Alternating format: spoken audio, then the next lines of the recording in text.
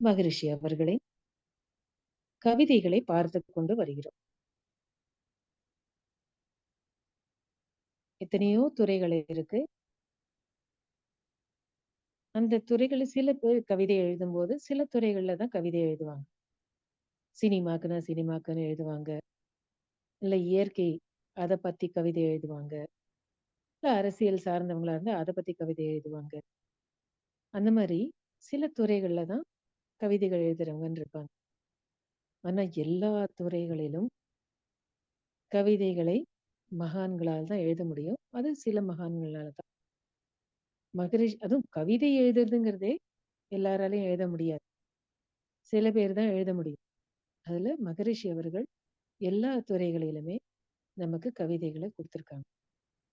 ஒவ்வொரு துறையிலயும் என்ன பிரச்சனைகள் இருக்கு? அதனுக்கு காரணம் என்ன? எங்க ஆரம்பம்? அந்த பிரச்சனைகள் ஏன் வந்துச்சு? அப்புறம் அதுக்கு தீர்வு என்ன? அப்படின்னு குடுத்துருக்காரு. அந்த மாரி ஒவ்வொரு துறையிலயும் கவிதைகளை பார்த்துக் கொண்டு வருகிறோம். புதன்கிழமை, வியாழக்கிழமை 2 நாட்கள்ல கவிதைகளை பார்த்து வருகிறோம். இன்று உணர்வும் நிறைவும் அப்படிங்கிற தலைப்புல சீர்திருத்த வாழ்விற்கு எதிர்ப்புகள் அப்படின்னு ஒரு கவிதையை பார்க்க போறோம். சீர்திருத்தம் அப்படின்னா என்ன? வாழ்க்கையில எல்லாருமே அங்கங்க குழு குழுவா வாழ்ந்துட்டே வந்திருக்காங்க. அந்த மாரி இதுல அங்கங்க அவங்கவங்களுக்கு என்ன கிடைக்குதோ, அத வச்சு நாம சீர்திருத்தங்கள் எல்லாம் கொண்டு வரோம். அந்தந்த சூழ்நிலைக்கு ஏத்த மாரி, அந்தந்த இடத்துல எப்படி எப்படி குழு குழுவா வாழ்ந்துட்டு வராங்களோ, அதுக்கு ஏத்த மாரி கொண்டு வருவோம். அப்புறம் அதுல மாற்றம் இருந்துகிட்டே இருக்கும். அப்ப சீர்திருத்தம்ங்கிறது என்ன? இப்ப இருக்கிற நிலைய விட நம்ப வாழும் முறை மேம்பட்டதாக இருக்க வேண்டும். அதுக்கு ஒரு மாற்றம் வேணும். அப்போ சில தெரிந்தோ தெரியாமலோ சில தவறுகள் செய்றோம். அப்புறம் வாழ்க்கை முறை வேறு விதமா இருக்கும். அதெல்லாம் ஒரு மாற்றம் நிலைக்கு கொண்டு வருவதற்கு என்னென்ன வழிமுறைகளை சொல்றோமோ, இல்ல சட்டங்களை கொண்டு வருவோமோ, அதுதான் சீர்திருத்தம். சீர்திருத்தம் என்பது தற்போது உள்ள நிலையை விட மேம்படுத்தும் ஒரு மாற்றமாகும். தவறுகள், அப்புறம் துஷ்பிரயோகங்களை நீக்கும் ஒரு நடவடிக்கையாகும். அப்புறம் இப்ப இருக்கிற சூழ்நிலையில தவறு செய்றோம்னா, அதெல்லாம் சரி செய்து, அதுலேருந்து எப்படி வெளியில வரலாம்? அப்படின்னு செய்வது தான் சீர்திருத்தம். ஆனா சீர்திருத்தத்துக்கும், புரட்சிக்கும் வேற. புரட்சியில அது உடனே செய்வோம். அது சில பேருக்கு பாதகமா இருக்கும். சில பேருக்கு சாதகமா இருக்கும். அது புரட்சி. இங்க மகரிஷி அப்படி சொல்லல. சீர்திருத்தம் அப்படிங்கிறது நம்ம வாழ்வு மேம்படுவதற்கு அந்தந்த காலத்துக்கு ஏத்த மாரி சில வழிமுறைகள்ல மாற்றம் கொண்டு வர வேண்டும் அப்படின்ட்டு சொல்றார். ஆனா இந்த சீர்திருத்தம் கொண்டு வரணும்னு யாராவது முன் வந்தாங்கன்னா, அதுக்கு யார் யாரெல்லாம் எதிர்ப்பு குடுப்பாங்க? நம்ம பார்த்திருக்கோம். மகான்கள் வாழ்க்கையில ஆதிசங்கரர் சமுதாயத்துக்கு சீர்திருத்தம் கொண்டு வரணும்னு போது முதல்ல அது வேண்டாம் அப்படின்னு சொன்னதே அவங்க அம்மா தான். அந்த மாரி வாழ்க்கைக்கு போக வேண்டாம். அது சன்னியாசி வாழ்க்கையா இருக்கட்டும், இல்ல சன்னியாசம் எடுக்காம குடும்ப வாழ்க்கையில இருக்கிறவங்களா இருக்கட்டும். அவங்க சமுதாய தொண்டு ஆற்றுவதற்கு தான் வராங்க. சீர்திருத்தம் கொண்டு வருவதற்கு தான் வராங்க. அது பக்தி மார்க்கத்துல இருக்கலாம், ஞான மார்க்கத்துல இருக்கலாம், இல்ல கர்மயோக வாழ்க்கையில இருக்கலாம், இல்ல ராஜயோகத்துல இருக்கலாம், எப்படி வேணா இருக்கலாம். அப்போ வாழ்க்கையில சீர்திருத்தம் கொண்டு வரணும்னா, அதுக்கு யார் யாரெல்லாம் எதிர்ப்பு குடுக்குறாங்க? அதுதான் பார்க்கணும். மகான்கள் வாழ்க்கையில பார்த்திருக்கோம். ராமகிருஷ்ண பரமஹம்சர் அவரு அவருடைய மனைவி அதை ஏத்துக்கிட்டாங்க. அதே ரமண மகரிஷி வாழ்க்கையிலயும் அவங்க அம்மாவே இந்த மாரி போ வேண்டாம். அவர் சன்னியாசியா வந்ததுக்கு அப்புறம் கூட திருப்பி அவர திருவண்ணாமலையில இருக்கான்னு தெரிஞ்சுக்கிட்டு, அவங்களுடைய கூட பிறந்த சகோதரரோட உங்க சித்தப்பாவோட திருப்பி தன்னுடைய வீட்டுக்கு கூட்டிட்டு போணுன்ட்டு அவங்க அம்மா வந்தாங்க. அந்த மாதிரி பார்த்தோம்னா, மகான்கள் அந்த மாதிரி சீர்திருத்தம் கொண்டு வரணும், சமுதாயத்துக்கு தொண்டு ஆற்றணும். அங்க எத்தனையோ பேர் கஷ்டப்படுறாங்க, அவங்களுக்கு ஒரு வாழ்க்கை பாதை, நல்ல வாழ்க்கை பாதையை காமிக்கணும்னா யார் யாரெல்லாம் எதிர்ப்பாங்க, எதிர்ப்பு இருக்கத்தான் இருக்கும், யார் யாரெல்லாம் எதிர்ப்பாங்கன்னு மகரிஷி பட்டியலிட்டு கொடுக்குறாங்க. சிந்தனையில் உயர்ந்தவர்கள் தங்கள் வாழ்வில் சீர்திருத்த முறை காண விழையும் போது சொந்த மனையாளே முன் அதை எதிர்ப்பாள். தந்தை தாய் மனம் கசிந்து பாசத்தோடு, இல்ல இன்னும் ஒரு லைன் விட்டுட்டேன், சோதர சோதரிகள் எதிர்ப்பது அடுத்ததாகும். தந்தை தாய் மனம் கசிந்து பாசத்தோடு தனையினை கெஞ்சி கொஞ்சி எதிர்த்து நிற்பார். பந்துக்கள் பயமுறுத்தி எதிர்த்து நிற்பார். பகுத்தறிவால் ஆராய்ந்தே பயனை காண்போம். அந்தந்த இடத்துல யார் யார் எதிர்க்கிறாங்களோ அந்தந்த தொடர்புக்கு ஏற்ற மாதிரி அங்க வார்த்தை எவ்வளவு அழகா போட்டிருக்காங்க பாருங்க. எல்லாருமே எதிர்ப்பாங்க எதிர்ப்பாங்க எதிர்ப்பாங்கன்னு போட்டிருக்கலாம், அப்படி கொடுக்கல மகரிஷி. சிந்தனையில் உயர்ந்தோர்கள் தங்கள் வாழ்வில் சீர்திருத்த முறை காண விழையும் பொழுது சொந்த மனையாளே முன் அதை எதிர்ப்பாள். அவ்வளவு நெருங்கின சொந்தம், ஃபர்ஸ்ட் நெருங்கின சொந்தம் அவங்கதான். அப்போ சொந்த மனையாளே முன் அதை எதிர்ப்பாள். சோ முதல்ல மனைவிதான் அதற்கு எதிர்ப்பு கொடுப்பாங்க அப்படின்ட்டு சொல்றாங்க. இது கரெக்ட். மகரிஷி அவங்க மனைவி ஆரம்பத்துல கருத்து வேறுபாடு இருந்திருக்கலாம், இந்த மாதிரி ஒரு சமுதாயத்தை உண்டு ஆற்றத்துக்கு போகணும்னா எப்படி தங்க வாழ்க்கை இருக்கும் அப்படின்னு எல்லாருக்குமே அந்த பயம் இருக்கும். ஆனா அப்புறம் மகரிஷியை புரிஞ்சுக்கிட்டதுனால அவர் அந்த மாதிரி டைப்பு கிடையாது, அந்த மாதிரி மனிதர் இல்லை அப்படிங்கிறதுனாலதான் அவ்வளவு அவருக்கு இன்னொரு திருமணம் செய்து வைக்கக்கூடிய அளவுக்கு அவங்க ஒத்து இருந்திருக்காங்க.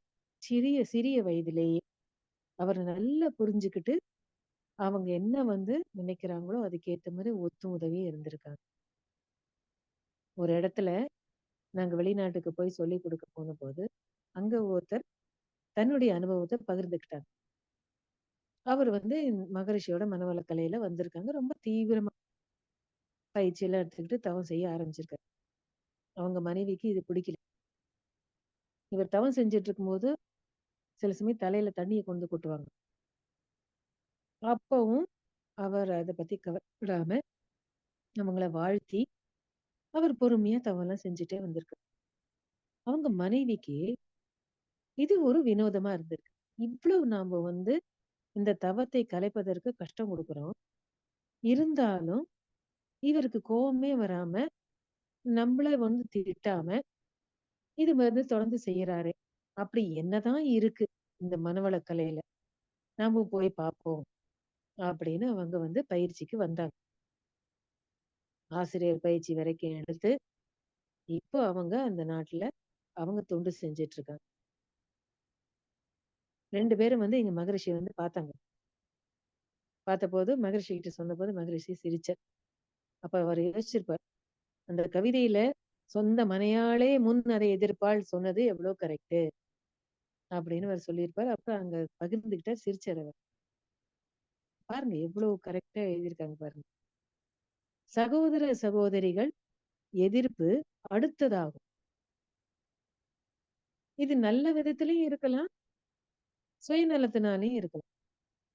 ஐயோ நம்ம கூட பிறந்தவர் இந்த மாதிரி சமுதாய வாழ்க்கைக்கு போறார், அங்க என்ன மாதிரி கஷ்டத்தெல்லாம் எதிர்கொள்ள வேண்டுமோ, சாப்பாடு கிடைக்காம இருக்கலாம், அப்புறம் மதிப்பு இல்லாம இருக்கலாம்.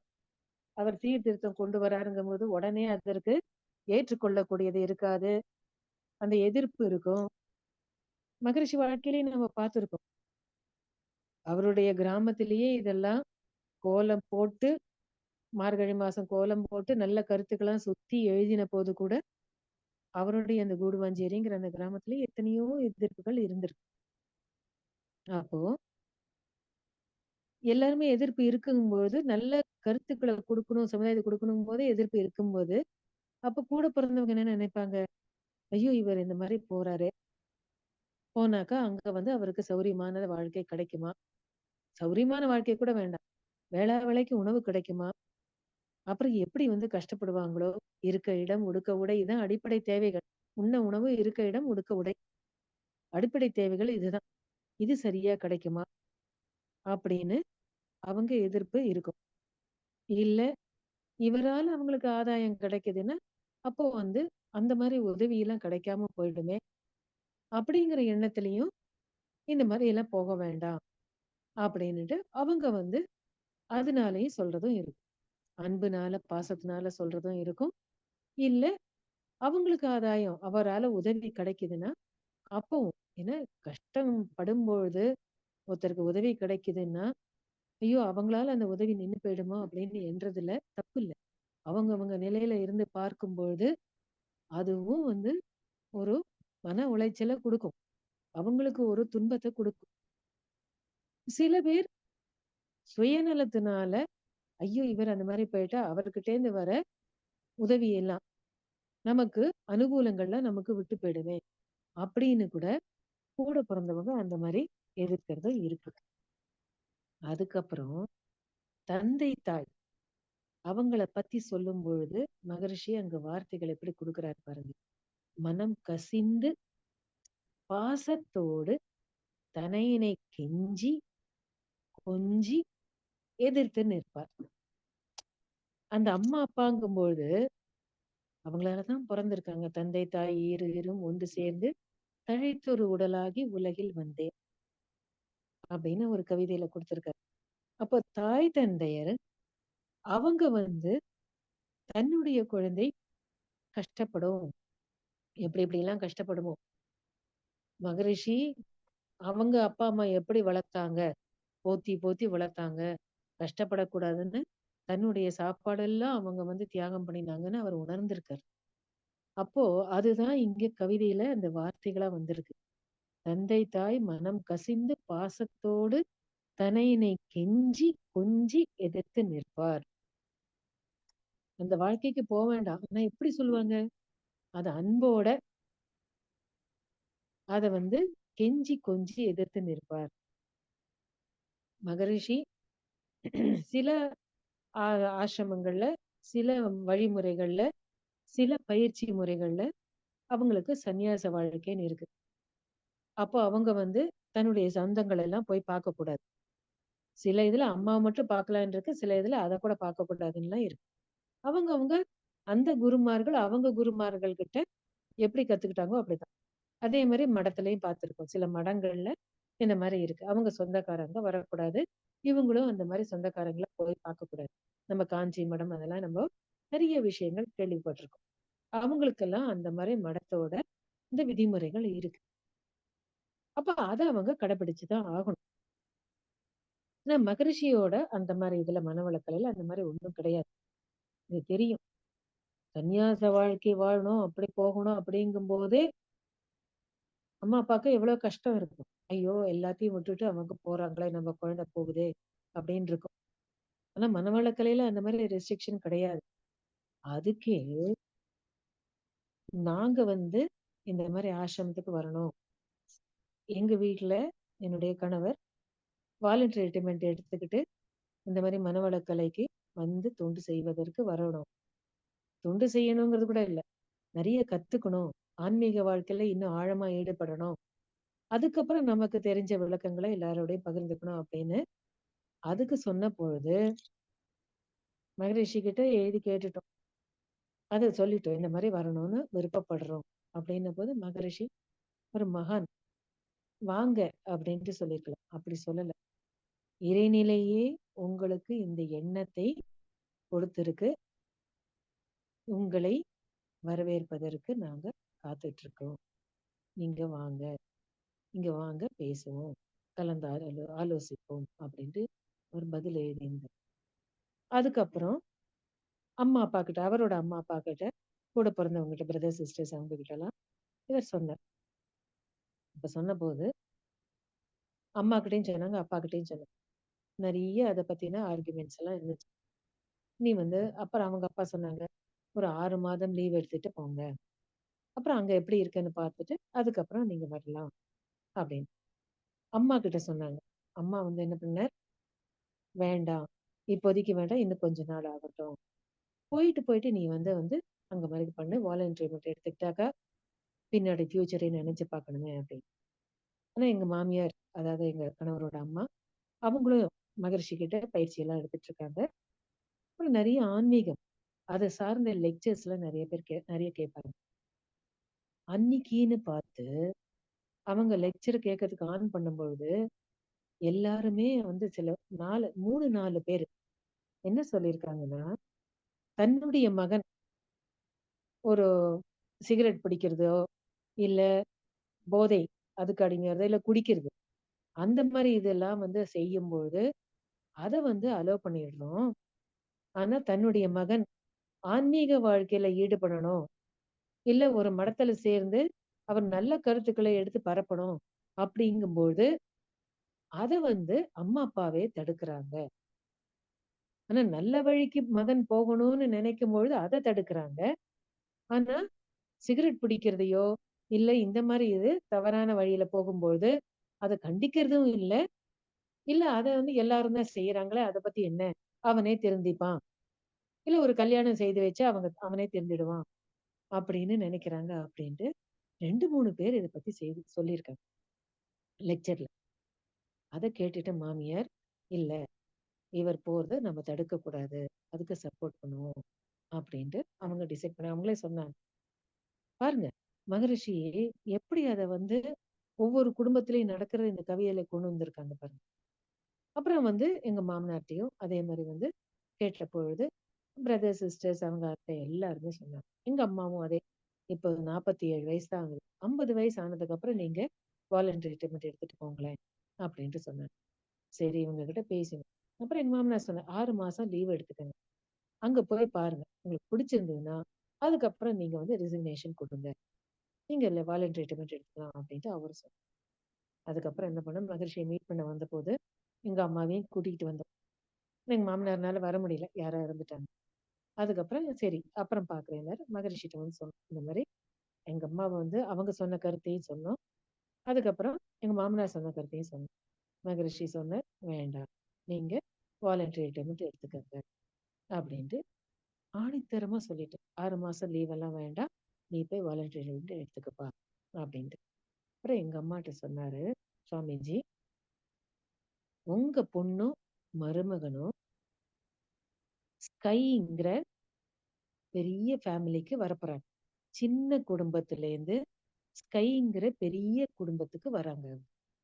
அதனால கவலைப்படாதீங்க. அப்புறம் எப்ப வேணாலும் அவங்க சொந்தக்காரங்கள எல்லாம் வந்து பார்க்கலாம். இது ஒரு சந்நியாச வாழ்க்கை இல்ல. குடும்ப வாழ்க்கையில இருந்துகிட்டே எவ்வளவு முடியுமோ அந்த அளவுக்கு தொண்டு செய்ய போறாங்க. அதனால கவலைப்படாதீங்க. சந்தோஷமா இருப்பாங்க." அப்படின்னு சொன்ன உடனே எங்க அம்மா அங்கேயே அழுதுட்டாங்க. அதுக்கப்புறம் ஒரு தடங்கலும் இல்ல. அப்புறம் மாமனார்கிட்டயும் போய் இந்த மாரி அப்புறம் மாமனார் கேட்டார், "நீயும் அதுக்கு வந்து உடன்படுறியா?" அப்படின்ட்டு கேட்டார். அப்புறம் சொன்னேன், "ஆமா." அவர் வந்து உங்க பையன் என்ன முன்னாடியே கேட்டார். கேட்டுட்டு தான் அதுக்கப்புறம் நானும் ரெடின்னு சொன்னதுக்கு அப்புறம் தான் மகரிஷிக்கு அவங்க வந்து பதில் எழுதினாங்க. இந்த மாரி லெட்டர் எழுதினாங்க. அதனால எனக்கும் விருப்பம் தான் அப்படின்னோனே, சரி. அப்ப நீங்க போகலாம். அப்புறம் ஆனா ஐயா சொன்னார், உங்களுக்கு யாருக்காவது இதுல சம்மதம் இல்லைன்னா, நான் போகல. நாங்க போகல அப்படின்னு. அப்போ வந்து அவங்க மாமனார் சொன்னார், "நீ வந்து இந்த அளவுக்கு குடும்பத்துல வந்து யாரா ஒருத்தர் போல சம்மதிக்கலைன்னா கூட போ வேண்டாம். நீ வந்து அப்படி சொல்ற. உனக்கு அந்த அளவுக்கு நீ வந்து விட்டு குடுக்கறதுக்கு ரெடியா இருக்க. அதே மாரி நானும் சொல்றேன். நீ தாராளமா போயிட்டு வாங்க நீங்க 2 பேரும். அங்க ஒரு ஒரு குரு இருக்கார். அவரோட பாதுகாப்புல நீங்க இருக்க போறீங்க. அதனால தாராளமா போயிட்டு வாங்க." அப்படின்ட்டு சொன்னார். அப்போ மகரிஷி இதுல குடுக்குற கருத்துக்கள் எவ்வளவு இருக்கு பாருங்க. பந்துக்கள் அப்போ தந்தை, தாய் மனம் கசிந்து பாசத்தோடு தனையினை கெஞ்சி கொஞ்சி எதிர்த்து நிற்பார். எவ்ளோ கரெக்ட்டா சொல்றாரு பாருங்க. அதுக்கப்புறம் பந்துக்கள் பயமுறுத்தி எதிர்த்து நிற்பார். அவங்க அத்தை சொன்னபோது அப்படிதான். "நீ போறேங்கிற." அங்கே வெவ்வேறு விதமான மனிதர்கள்லாம் வருவாங்க. நம்மளுடைய அந்த குடும்பத்துல நம்ப வழி வழியா வந்த அந்த சில சடங்குகள், வழிமுறைகள் அதெல்லாம் கடைபிடிக்க முடியுமா? அப்படி கடைபிடிக்க முடியலைன்னா கஷ்டமா இருக்குமே! அப்படின்ட்டு அவங்களும் சொன்னாங்க. ஐயாவோட அத்தையெல்லாம் சொன்னாங்க. அப்ப பாருங்க, எப்படி அத சொல்றாரு பாருங்க. பந்துக்கள் பயமுறுத்தி எதிர்த்து நிற்பார். எவ்வளவு உண்மை நிலைய அப்படியே படம் பிடிச்சு காமிச்சிருக்காரு பாருங்க. ஏன்னா அவருக்கு அப்படியே அனுபவங்கள் இருந்திருக்கு. அதனால தான் 1961வது வருடம் அவருடைய 50வது வயசுல அவர் இந்த மாரி சமுதாயத்துக்கு தொண்டு செய்யணும் அப்படின்ன போது, அந்த மாரி முழுக்க முழுக்க அந்த மாரி தொண்டு செய்யறதுக்கு போகிறேங்கும்போது, மனைவிகள் 2 பேரையும் கூப்ட்டு, அவங்க கிட்ட பெர்மிஷன் வாங்கி, அதுக்கப்புறம் சொந்தக்காரங்கள எல்லாம் கூப்ட்டு, அவங்களுக்கெல்லாம் அன்னைக்கு விருந்து வச்சு, எல்லாருக்கும் பொதுவா நான் வந்து சமுதாய தொண்டாற்ற போறேன். அப்படின்னு பர்மிஷன் கேட்டு, அனுமதி கேட்டு அவங்க வெளியில வந்திருக்காங்க. அப்போ மகரிஷியோட வாழ்க்கையில என்ன அனுபவம் கிடைச்சதோ, அத கவிதையில அவர் வந்து கொண்டு வந்திருக்கார். அவர். இந்த கவிதைய ஆனா அவர் 1955ல அங்க இருக்கிற சூழ்நிலைய தெரிஞ்சுகிட்டு, அவர் வந்து இந்த கவிதைய எழுதியிருக்கார். 1961வது வருடம் சமுதாய தொண்டு ஆற்றுவதற்கு எப்படி அத வந்து நடைமுறையில கொண்டு வரணும்னு யோசிச்சு, மனைவி அவங்க கிட்டயும் பர்மிஷன் வாங்கி, சொந்தக்காரங்களையும் கூப்பிட்டு அவங்க கிட்டயும் பர்மிஷன் வாங்கி அவர் வந்து தொண்டு ஆற்றுவதற்கு வந்திருக்கார். அதனால தான் கடைசியில எழுதுறாரு பாருங்க. "பகுத்தறிவால் ஆராய்ந்தே பயனை காண்போம்." அவங்கலாம் பர்மிஷன் குடுக்கலைன்னா, ஆனா சமுதாயத்துல எத்தனையோ பேர் கஷ்டப்படுறாங்க. இறைநிலை தன் வழியா நெறைய கருத்துக்களை, வழிமுறைகளை, பிரச்சனைகளுக்கு தீர்வுகள குடுத்திருக்கு. அது என்னோட நான் வச்சுக்க கூடாது. அது சமுதாயத்துல இருக்கிற மக்கள் அத்தன பேரும் கஷ்டப்படுறாங்க. அவங்களுக்கு இத கொண்டு போய் சேர்ப்பதற்கு தான் இறைநிலை தன்ன ஒரு கருவியா உபயோகப்படுத்தி இத்தன தீர்வுகள குடுத்திருக்கு. அதனால நான் இத கொண்டு போகணும். ஆனா யாரையும் பகச்சுக்காம இதை யோசித்து எப்படி இதை நடைமுறைக்கு கொண்டு வர வேண்டும்னு 1961வது வருடம் அவருடைய 50வது வயசுல இதை யோசிச்சு கொண்டு வந்திருக்காரு மகரிஷி. அப்ப 55வது வருடமே இத கவிதையில கொண்டு வந்திருக்காரு பாருங்க. சீர்திருத்த வாழ்விற்கு எப்படி எதிர்ப்புகள் யார் யார் வழியா எதிர்ப்பு இருக்கும் அத பகுத்து அறிவால் ஆராய்ச்சி செய்து எப்படி அத வந்து நாம தொண்டு ஆற்றுவதற்கு நாம வரணும் அப்படின்னு யோசிச்சு 61வது வருடம் கொண்டு வந்திருக்காரு. சிந்தனையில் உயர்ந்தோர்கள் தங்கள் வாழ்வில் சீர்திருத்த முறை காண விழையும்பொழுது சொந்த மனையாளை முன் அதை எதிர்ப்பாள். சகோதர சகோதரிகள் எதிர்ப்பு அடுத்ததாகும். தந்தை தாய் மனம் கசிந்து பாசத்தோடு தனையினை கெஞ்சி கொஞ்சி எதிர்த்து நிற்பார். பந்துக்கள் பயமுறுத்தி எதிர்த்து நிற்பார்கள். பகுத்தறிவால் ஆராய்ந்தே பயனை காண்போம். நான் ஏன் அத வந்து அப்போஸ் பண்ணலைன்னா, நானும் இந்த சிஸ்டம்ல மனவளக்கலையில வந்ததுனால, மகரிஷி அவர்கள் கருத்துக்களை வாழ்க்கையில கொஞ்சம் கொஞ்சமா கடைப்பிடிக்க ஆரம்பிச்சதுனால தான் அதுக்கு எதிர்ப்பு வரல. ஆனா நெறைய குடும்பங்கள்ல ஒண்ணா மனைவி எடுத்துட்டு இருப்பாங்க, இல்ல கணவர் எடுத்துட்டு இருப்பார். 2 பேருமே சேர்ந்து எடுத்துக்கிறதுங்கிறது வந்து, அது வந்து அவங்கவங்க கர்ம வினை பிரகாரம் தான் அது நடக்குது. அதனால தான் மகரிஷி என்ன சொல்வார், மனைவி வந்து கணவன் வரலைன்னா, உடனே அவங்கள கம்பல் பண்ணாதீங்கன்னு சொல்வார். வாழ்த்திக்கிட்டே வாங்க. அவருக்கு இந்த குரு தான் அமையணும், மனவளக்கலைக்கு தான் வரணும்னு இருந்தா, அது தானாவே அமையும். அதே மாரி கணவன் எடுத்துக்கிட்டு தான் மனைவிய கம்பல் பண்ணாதீங்கன்னு சொல்லுவாங்க. அவங்களுக்கு இந்த மாரி மனவளக்கலைக்கு வரணும்னு இருந்ததுனா தான், அவங்க கர்ம வினை பதிவுக்கு ஏத்த மாரி யார் குரு அமையணுமோ அப்படிதான் அமைவாங்க. அப்படின்னு விளக்கங்கள் எல்லாம் மகரிஷி குடுத்திருக்காங்க. அப்போ சீர்திருத்தம் கொண்டு வரணும், மாற்றங்கள் கொண்டு வரணுங்கிறது அவ்வளோ ஈஸி இல்ல. மகரிஷி பாருங்க, அந்த 14 திட்டங்கள் வேதாத்திரியத்துல எப்படி கொண்டு வந்திருக்காங்க. அப்புறம் பாருங்க, எந்த விஷயமா இருந்தாலும் 60, 70 வருடத்துக்கு முன்னாடியே கவிதையில கொண்டு வந்திருக்காரு. இந்த மாரி அவங்கவங்க குழந்தைங்கள அவங்கவங்க வளர்க்க மாட்டாங்க. பின்னாடி பொதுவா தான் வளர்ப்பாங்க அப்படின்ன போதே ஒரு அம்மாவுக்கு கோவம் வந்து, எப்படி நீங்க இப்படி சொல்லலாம்ன்னு மகரிஷிய கேட்க வந்திருக்காங்க அவங்க. அப்ப மகரிஷி சொல்லியிருக்காரு, நான் இந்த காலத்துக்கு இத எழுதலம்மா. பின்னாடி இந்த மாரி மாற்றங்கள் வரும்னு நான் எழுதியிருக்கேன்ம்மா. அப்படின்னு பதில் குடுத்தார். அந்த மாரி இப்ப ஆயிருக்கா இல்லையா?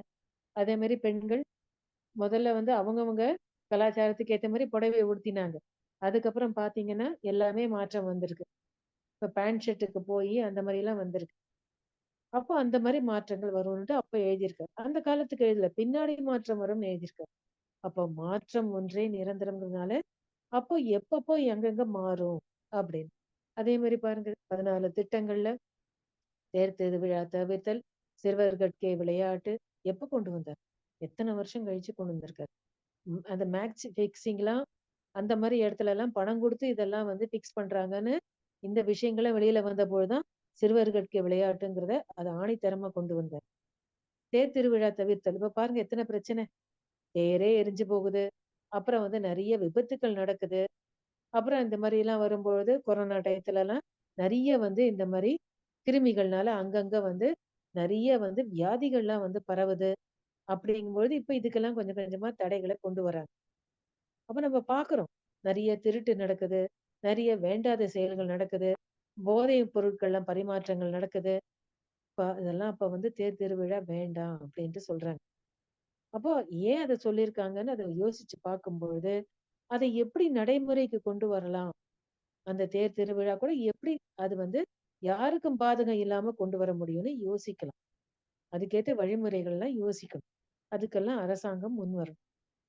அப்போ சீர்திருத்தம் எப்படி கொண்டு வரணுங்கிறதையும் மகரிஷி பகுத்தறிவால் ஆராய்ந்து அத கொண்டு வந்திருக்கார். அப்ப சீர்திருத்தத்திற்கு முறை அப்படிங்கிறதையும் ஒரு கவிதையில குடுத்திருக்கார்.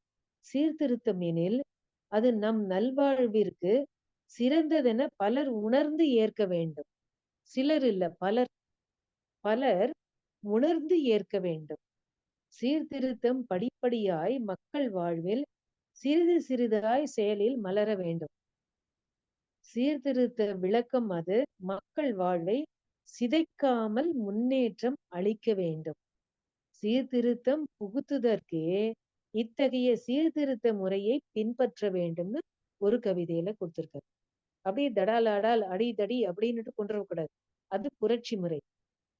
மகரிஷி கொண்டு வர்றது திரட்சி முறை. சீர்திருத்தம் கொண்டு வரணும் அங்க திரட்சி முறையை கொண்டு வர. அப்போ ஆராய்ந்து பகுத்தறிவால் ஆராய்ந்து பகுத்துணர்வில் துகுத்துணர்வு பண்பாட்டை உயர்த்தட்டும்னு சொல்றாரு. அப்ப என்ன மாதிரி யோசிச்சு கொண்டு வர்றாரு பாருங்க அந்த சீர்திருத்தத்தை. இப்போ பாரதியார்லாம் கொண்டு வந்தார். அவர் சொன்ன கருத்துக்கள் நல்ல கருத்துக்கள் தான். ஆனா அவர் சிறிய வயதா இருந்ததுனால உடனே உடனே அத வந்து அப்படியே ஸ்ட்ரெயிட்டா கொண்டு வந்ததுனால தான் அவருக்கு நிறைய எதிர்ப்புகள் இருந்துச்சு. விவேகானந்தர் அந்த வயசுல நிறைய சீர்திருத்தம் கொண்டு வந்தார். ஆனா அதை எப்படி கொண்டு வரணுங்கிற அந்த இதை வந்து இல்லாம அந்த சிறிய வயதுனால அந்த ஒரு வேகத்தோட கொண்டு வந்ததுனாலதான் நிறைய பிரச்சனைகள் இருந்துச்சு. அப்ப இந்த மாதிரி மகான்கள் எல்லாம் பார்த்து அந்த அனுபவங்களை அலட்சியப்படுத்தாம மகரிஷி யோசிச்சு எங்கெங்க எப்பப்போ சீர்திருத்தத்தை கொண்டு வர வேண்டும், அது எப்படி இருக்கணும் அப்படின்னு தான் இந்த கவிதையில கொடுக்கிறார். சீர்திருத்தம் எனில் அது நம் நல்வாழ்விற்கு சிறந்ததென பலர் உணர்ந்து ஏற்க வேண்டும். அதை உணரணும். இதை நான் ஏத்துக்கிட்டேன்னா, இந்த சீர்திருத்தத்தை கொண்டு வந்தேன்னா அப்போ நான் வந்து என்னுடைய வாழ்க்கை தரம் உயரும், எனக்கு ஒரு மாற்றத்தை கொடுக்கும், நான் மேல்நிலைக்கு வருவேன் அப்படின்னு அதை உணர்ந்து அவங்க ஏற்கணும். சீர்திருத்தம் படிப்படியாய் மக்கள் வாழ்வில் சிறிது சிறிதாய் செயலில் மலர வேண்டும். உடனே மாற்றத்தை வந்து இப்படி செய்யுங்க அப்படின்னு கூடாது. அவங்க வாழ்க்கையில அது படிப்படியாய் அது செயல்ல கொண்டு வரணும். இதுதான் உலக சமாதானத்துல அந்த கவிதையில எப்படி உலக சமாதானம் கொண்டு வர வேண்டும் அப்படின்னு எல்லா துறையிலும், அது அரசியலா இருக்கட்டும், பொருளாதாரமா இருக்கட்டும், எல்லாத்துலயும் படிப்படியா அப்படி கொண்டு வரணும்னு அங்க வழிமுறைகளை மகரிஷி கொடுத்திருக்காங்க. சீர்திருத்தம் விளக்கம் அது மக்கள் வாழ்வை சிதைக்காமல் முன்னேற்றம் அளிக்க வேண்டும். பணக்காரங்களை உடனே நீங்க எல்லா பணத்தையும் கொடுத்துருங்க அப்படின்னு சொல்லல. அவங்களையும் அரசாங்கத்தோட பொதுமக்களோட சேர்த்து ஒரு சங்கம் அமைச்சு அதுக்கப்புறம் வந்து எல்லாரும் ஒரே மாதிரி வாழ்க்கை அமையணும் அப்படின்னு சீர்திருத்தத்தை கொண்டு வரணும் அப்படின்ட்டு அவர் சொல்றாரு. அப்போ பணக்காரங்க அவங்க உடனே வாழ்க்கையை மாத்திக்க முடியாது. அதை சிதைக்காம எப்படி கொண்டு வரணும் அப்படின்னு அந்த முன்னேற்றத்தை கொண்டு வர வேண்டும். சீர்திருத்தம் புகுத்துதற்கே இத்தகைய சீர்திருத்த முறையை பின்பற்ற வேண்டும்னு அதுக்கும் ஒரு கவிதையை மகரிஷி அவங்க கொடுத்திருக்காங்க. அப்போ எவ்வளவு யோசிச்சு கொடுத்திருக்காங்க பாரு. அப்போ சீர்திருத்தம் கொண்டு வருவது அது நமக்கே நாம சீர்திருத்தத்தை கொண்டு வர்றது இவ்வளவு கஷ்டமா இருக்கு. பழக்கத்துக்கும் விளக்கத்துக்கும் போராடி கொண்டு இருப்பவன் தான் மனிதன்னு சொல்றாரு. பழக்கத்தை விடவும் முடியல, விளக்கத்தை மறக்கவும் முடியல அப்படின்னு சொல்றாரு. அப்போ நம்மை நாம் மாற்றிக் கொள்வதற்கே கஷ்டம். அப்புறம் குடும்பத்துல இந்த சீர்திருத்தம் கொண்டு வருதுன்னா எல்லாரும் ஒத்துக்க மாட்டாங்க. அப்புறம் சுற்றத்தார்கள், சமுதாயம், உலக அளவா மகரிஷி யோசிச்சு கொண்டு வந்திருக்காரு. அப்போ எவ்வளவு அழகா யோசிச்சிருக்காரு பாருங்க. யார் யார் எதிர்ப்பாங்கன்னு எதிர்ப்பு கொடுப்பாங்கன்னு அவ்வளவு அழகா நம்ம பண்ணியிருக்காங்க. அப்ப நம்ம மனவளக்கலையில வந்தா கூட நம்ம குடும்பத்துல அதை எப்படி கொண்டு வர வேண்டும், சீர்திருத்தத்தை எப்படி கொண்டு வர வேண்டும், சமுதாயத்துல எப்படி கொண்டு வர வேண்டும், ஆணித்தரமா இப்படி செய்யுங்கன்னு நம்ம ஸ்டபானா இருந்துகிட்டு அந்த மாதிரி சொல்லக்கூடாது. எப்படி எப்படி யார் யாருக்கு எடுத்து சொல்லணுங்கிறதுதான் மகரிஷி உதாரணமா இருந்து கவிதைகள், அப்புறம் கருத்துக்கள், அப்புறம் லெக்சர் மூலமா, பயிற்சிகள் மூலமா நமக்கு கொடுத்திருக்காங்க. இதை நாம் கடைபிடித்து யார் யாருக்கெல்லாம் எப்படி இப்படி இதை கொண்டு போக முடியுமோ நாம் அதை கடைபிடித்து மற்றவர்களுக்கும் கொண்டு செல்வோம். வாழ்க வளமுடன். இதற்கு இறையர்களும் குருவர்களும் எல்லோருக்கும் துணை. நன்றிகள் அம்மா.